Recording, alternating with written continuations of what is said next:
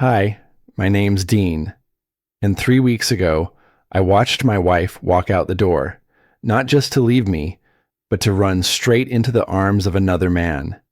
And before I could even catch my breath, his wife showed up at my doorstep. She didn't cry. She didn't scream. She just said, "I have a fortune. If you say yes, we'll register our marriage tomorrow." And in 3 seconds, I made a decision that burned my past to the ground. But before that moment, there was a lie. There was silence. There was a family that told me to stay quiet, be the bigger man, while they passed blame like inheritance. They told me I was overreacting. But what do you call it when they gaslight you out of your own life? Let me tell you exactly what they did, and why staying silent almost cost me everything. The house didn't sound different after she left. That was the part that stayed with me. No doors slammed, no shouting down the hallway. The air didn't rush out of the rooms like it does in movies. Everything stayed where it was, as if nothing had happened at all. I stood in the kitchen longer than I needed to, staring at the chair she used to pull out every morning. It was still pushed in, neat, like she might come back for it. The coffee on the counter had gone cold. I hadn't noticed when I poured it, or when I stopped drinking it. My wrist rested against the edge of the counter, the old watch pressing lightly into my skin. I'd worn it for years. I checked the time out of habit, not because it mattered. I've always been the youngest son in my family. The one who didn't argue. The one who didn't push. Growing up, if something needed fixing quietly, it landed in my hands. If someone had to bend so others could stay comfortable, that was usually me. I learned early that keeping things calm was seen as a kind of strength, or at least, that's what they told me. The way I found out she wasn't just leaving me still feels strange to say out loud. There was no confession, no tearful explanation. It came through a message that wasn't meant for me.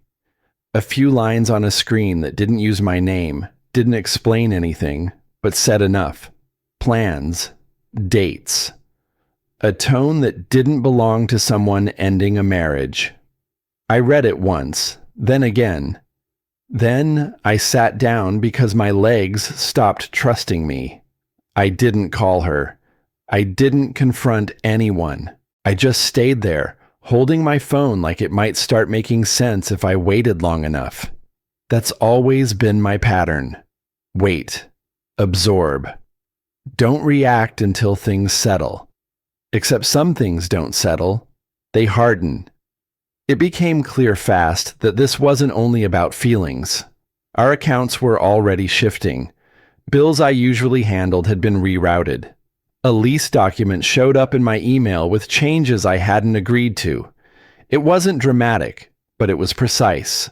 The kind of quiet rearranging that leaves you standing in a place you no longer own. I called my brother later that afternoon. Then my sister.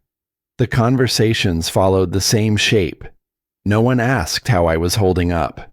They asked what I planned to do next, whether I was going to make things difficult. Someone reminded me that everyone is watching. Another told me it was better to stay reasonable. "You've always been the steady one," my sister said, like it was praise. What she meant was that my pain was inconvenient, that my job, as always, was to take the hit without shaking the table. Being the youngest meant adapting. Being dependable meant not needing much in return. By early evening, the house felt smaller. I moved from room to room without purpose, picking up things and setting them back down. A jacket I didn't remember buying. A photo frame turned face down on a shelf. I kept asking myself the same questions, circling them until they lost their shape. Was I overreacting? Should I just let it go and start over quietly? If I spoke up, if I pushed back, Would I be the one blamed for tearing everything apart? That fear sat deeper than the rest. The idea that I'd be remembered not as the man who was wronged, but as the one who made things uncomfortable by refusing to disappear. So I chose silence. Not because it felt right, but because it felt familiar. Silence has a way of pretending to be peace when you're tired enough. Night came without ceremony. The lights outside clicked on one by one. I sat near the window, my watch catching the glow from the street lamp as I turned my wrist. The ticking was steady, reliable, unlike everything else. That was when the knock came. Not loud, not urgent, just firm enough to make me look up. I didn't recognize the rhythm. I didn't recognize the presence waiting on the other side either, but something in me knew this wasn't a coincidence. I stood, adjusted my sleeve, and glanced at my watch once more before crossing the room. I had no idea that opening that door would end the life I'd been trying to hold together. I didn't speak right away after opening the door. I just stood there, fingers still resting on the doorknob, as if letting go of it would somehow pull the rest of my life down with it. She was maybe in her early 40s, dressed like someone who had already made a decision before showing up. Beige coat, dark jeans, a leather purse hanging from her shoulder like a soldier's weapon. Her posture told me she wasn't here to apologize or to cry. There was no fumbling or hesitation. Her gaze met mine without blinking. "Hi," she said. "You're Daniel, right?" I nodded. My throat felt dry, but I didn't clear it. Something about her calmness made me uneasy, like she had run through this conversation in her mind more than once. "I'm Melissa," she said. "I'm married to Rick." That name landed like a slow punch. Rick, the man my wife left me for. I stepped aside without saying anything and gestured toward the living room. She didn't thank me. She just walked in like she already knew the layout. As she passed, her perfume lingered, faint and expensive, like something bought for power, not beauty. She sat down on the far end of the couch, leaving space between us like a lawyer meeting a client. I stayed standing. My hands went into my pockets just to keep them from shaking. I looked at her, really looked, searching for something to hate. But there wasn't anything dramatic about her. No bitterness, no righteousness, just focus. "I'm not here for sympathy," she said, "and I'm not here to offer it." "Then why are you here?" My voice finally came out, lower than I expected.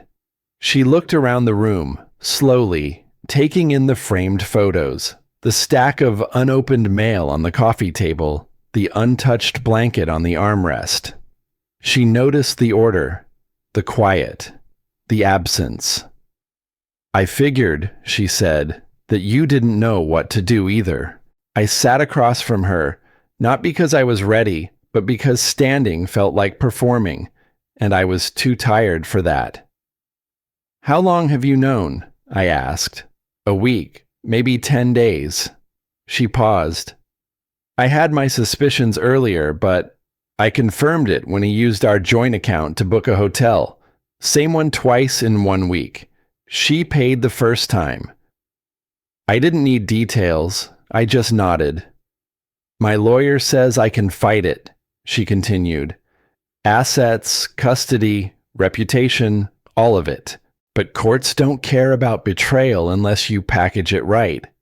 There it was. Strategy. Not anger. Not grief. She'd already jumped to phase 2. "I was left without warning," she said. "Like you, probably. But I'm not planning to stay there." Her words were clean, sharp, and efficient. She wasn't mean, but she wasn't soft either. "You came here just to tell me that?" She shook her head slowly. Then she pulled a thin envelope from her purse and laid it on the coffee table. She didn't push it toward me, just placed it. I have a proposal. Now I was alert, defensive. This isn't about revenge, she said, and it's not about healing either. I don't believe in healing. I believe in recovering ground. What kind of proposal? A legal one, she replied. A marriage contract. I stared at her, waiting for a laugh that never came. I have money, she added. Inherited. Protected. But if Rick files first, there's a chance his lawyer will claim financial dependency. If I remarry before the court date, that changes things. I swallowed hard. So, you want me to marry you? Technically, yes. In practice, it's a move. Protection. Control. My brain stopped trying to categorize her. She wasn't the victim. She wasn't the villain. She was just someone who refused to drown in quiet. This is insane. No, she said. It's legal, clean, and temporary. You can walk away after, but it will give both of us leverage. And people like your wife and Rick only understand leverage. I leaned back. My eyes drifted to the old watch on my wrist again. Still ticking. Same rhythm. Same timepiece I'd worn on my wedding day. She saw me look at it. Didn't comment. I'm not asking you to like me, she said. I'm asking if you're ready to stop being the one everyone walks over. I didn't answer. My mind jumped. My parents' likely reaction, my brother's sarcasm, the whispers, the judgment. But deeper than that was a flicker of something I hadn't felt in weeks. Possibility. Not hope. Not yet. But the idea that I didn't have to stay the man left behind. She stood, gathering her bag. If you say yes, she said, we'll register tomorrow morning. I looked up at her. Her face was unreadable.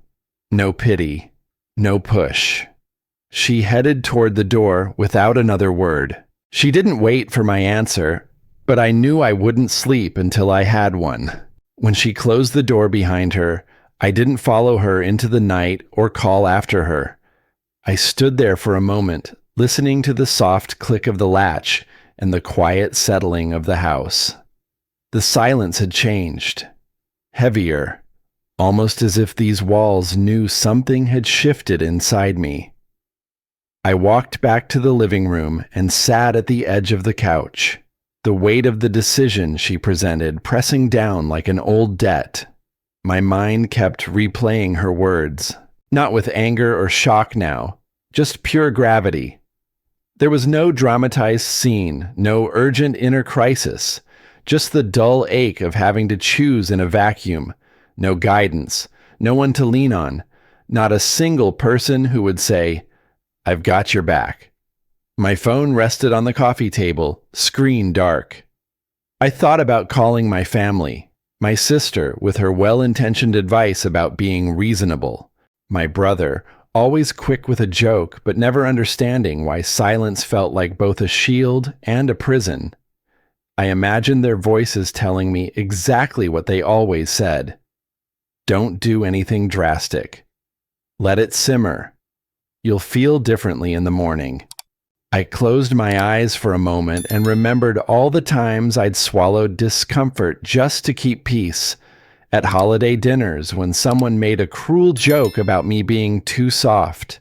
At family meetings where I was expected to be the mediator because, as my mother used to remind everyone, he's always been good under pressure.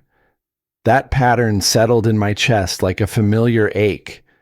The way a muscle remembers old injuries even after they've healed. It occurred to me then that the real enemy wasn't just the betrayal itself. It was the conditioning. The lifetime of leaning into quiet endurance until I forgot how to stand up without apologizing. I pushed off the couch and paced slowly toward the kitchen. The streetlights outside cast long shadows through the blinds, turning every surface into a line of contrast. My reflection in the window was not the man I used to see. More tired, yes, but also less willing to be invisible. I filled a glass with water and took a long drink, feeling the coolness slide down my throat. That should have brought some clarity, but instead it left me feeling hollow. I thought about walking away from all of it, letting things stay exactly as they were. No marriage pact with another woman, no legal complications, no public spectacle, just disappearance. A quiet fade into a life where no one looked too closely at what was left behind. The more I considered it, the more it seemed like decency, like not putting others through the discomfort of my mess. But then another image took shape. Me a year from now, in the same house, nodding at polite greetings from neighbors who had no idea what had happened, reading the same paper at the breakfast table, my face known in whispers as the man whose wife left him. A life half-lived, defined by absence. My hesitation cracked open when a detail came back to me. Something the other woman said about legal standing and leverage. It wasn't just emotional betrayal. It was strategic. My wife and her partner assumed we would both disappear quietly. They placed their bets on my silence, my reputation for absorbing blows without complaint. That realization tightened something in my chest. Not the sting of shame, but the flicker of awareness. This wasn't about getting even. It was about not allowing myself to be erased from the story of my own life. I stood in the quiet of my kitchen, the glass still in my hand, and felt something shift. Not courage exactly, not decisiveness. It felt more like survival instinct waking up after a long sleep. I set my glass down gently on the counter and reached up to take off my watch. I laid it face up on the smooth surface, its hands motionless, yet somehow resonant. It was as if by removing that constant reminder of time ticking by, I was signaling something to myself. This wasn't over, not by a long shot. By morning, I knew silence would cost me more than any scandal ever could. I didn't make coffee that morning. I didn't need it. Something else had already woken me up. The house was still quiet, but I wasn't. I moved like I had somewhere to be, even if no one had told me where. I put my watch back on, not to check the time, but to remind myself. I was moving now, not drifting, not absorbing. I dressed with care, buttoned down, pressed slacks, not to impress anyone, just to feel like I belonged to my own decisions. On the way out, I paused at the mirror in the hallway. The man looking back at me wasn't angry, just focused, resolved. We met at a diner just off the highway, the kind of place with burnt coffee and a waitress who'd seen everything twice. She was already there, sitting at a booth near the window, her coat folded neatly beside her, legal pad on the table, pen uncapped. There was no handshake, no small talk. She gestured to the seat across from her. "Here's the outline," she said, sliding a stapled packet across the table. No joint accounts, no shared property, a 6-month contract, divorce by mutual agreement, clean exit. It read like a business proposal, not a single word about trust, or rebuilding, or emotional growth. "You don't have to say yes out loud," she added. "Signing's enough." I didn't touch the pen yet. I asked a few questions. She answered them all without flinching. "What happens if this blows up?" I finally asked. She didn't blink. "Then we manage the damage, but we don't go down quietly." So I signed, not out of hope, not even out of spite, but because it was the first move that didn't feel like hiding. By the time I got back home, my phone had already started buzzing. my cousin Karen, then my brother, then a number I didn't recognize, voicemail, then my father. I didn't answer any of them. They weren't calling to check on me. They were calling because the news had started spreading, and they weren't happy with what they heard. I let the messages pile up. One said, "What the hell are you doing?" Another, "Do you really think this is going to make her come back?" And the sharpest one from my own mother, "You're embarrassing this family." That one stayed with me. By mid-afternoon, the narrative had shifted again. I was no longer the quiet, heartbroken husband. I was manipulative, calculating, probably scheming this from the beginning. My wife's version of events was suddenly gospel. She'd been afraid, confused, emotionally neglected. I almost laughed when I read that one. Almost. Emails started trickling in from mutual friends, some pretending to be neutral, others not even bothering. One of them hinted I was unstable, said I snapped after she left, that the new marriage was a cover for something darker. It hit hard. For a moment, I stood in the middle of the living room, heart pounding, palms damp, wondering if I'd misread everything. Maybe I was spiraling. Maybe I was making it worse. Maybe I was proving them right. Then I saw the mistake. Buried in one of the voicemails was a detail too precise to be a slip-up. Someone referenced a restraining order filed before our supposed separation date. But we were still living together at that point. If that timeline was wrong, it could change everything, legally, reputationally. I sat down and opened a folder on my laptop.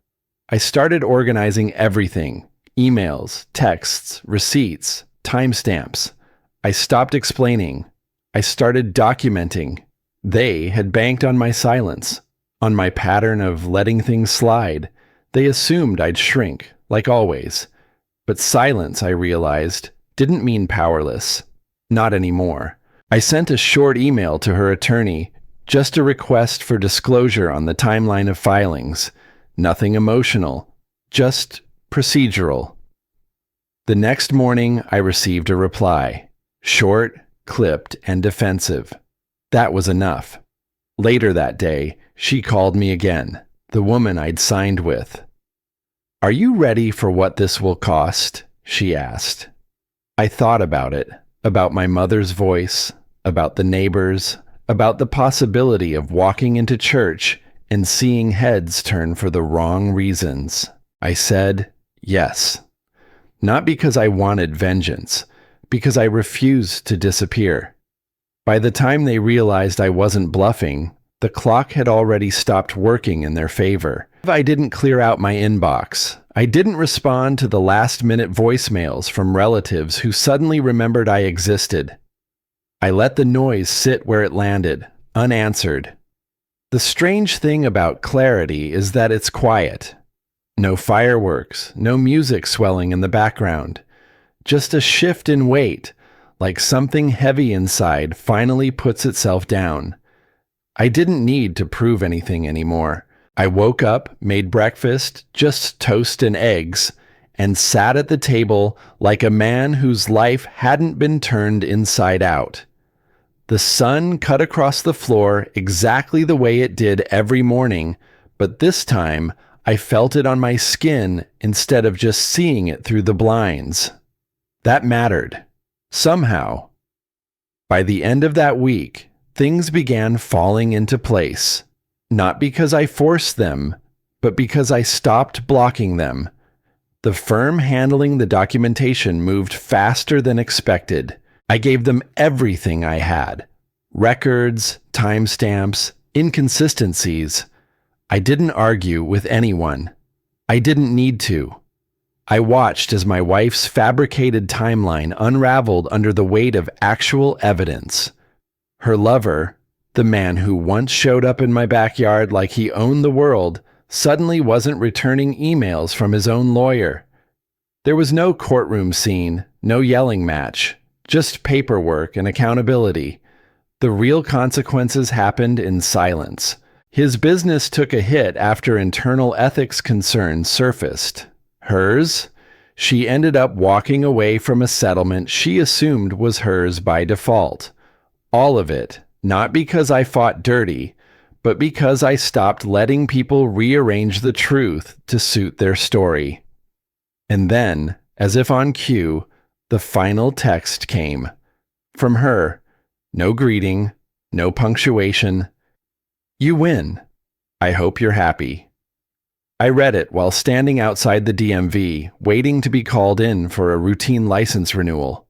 I didn't reply, didn't screenshot it, didn't forward it to anyone. It didn't deserve a legacy.